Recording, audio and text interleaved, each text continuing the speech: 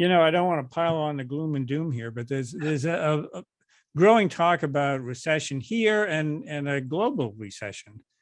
And I guess the good news is that people are not projecting a deep recession, but almost everybody seems to think that given inflation where it is, a recession is almost inevitable. Tori, what's your take on this? Oh gosh, I just listen to what other people say. I think, regardless of which corner of the field of economics you sit in, I think everybody is predicting some sort of slowdown next year, whether it's a big one, that causes some severe job loss, or whether it's mild. Remains to be seen. But I think no matter who you speak to, anybody who follows the economy is pretty adamant that next year there is going to be some sort of contraction in the U.S. economy.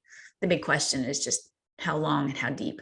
Yeah, and I guess the question is, which is worse, taking a hit on a recession or allowing inflation to run rampant, or is it not run rampant, but I mean, backing off too soon. Mm-hmm. And not curing the inflation problem. Clearly, the Fed has determined that the higher priority is to bring down inflation, because that would be the thing that's most necessary over the long term. They made it pretty clear that they're, at this point, willing to experience a recession if that's what it takes. I mean, one of the things that the Federal Reserve obviously is worried about is not just inflation as we're experiencing it right now, but inflation expectations. And the goal all along has been to anchor, you hear this a lot, the word anchor expectations, such that, all right, we might be experiencing some inflation right now, but it's going to go away as the Fed does its job. This isn't something that's going to be with us in perpetuity. And I think as inflation continues to ramp up and ramp up around the world, that's when you start to worry about what's happening to expectations. Steve, I think you're pretty much a stay the course guy.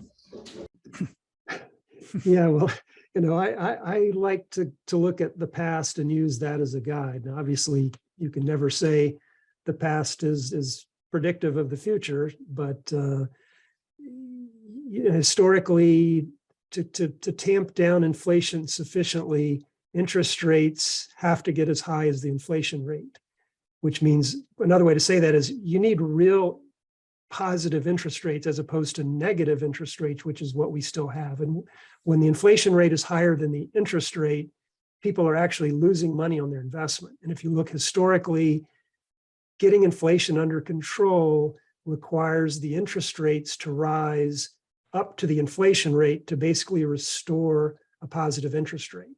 Now, obviously, inflation's 8%, interest rates are 4%. They could meet in the middle. You don't necessarily, have to contain inflation by raising interest rates to 8%. But if inflation doesn't continue to come down, you would see interest rates approaching, that level.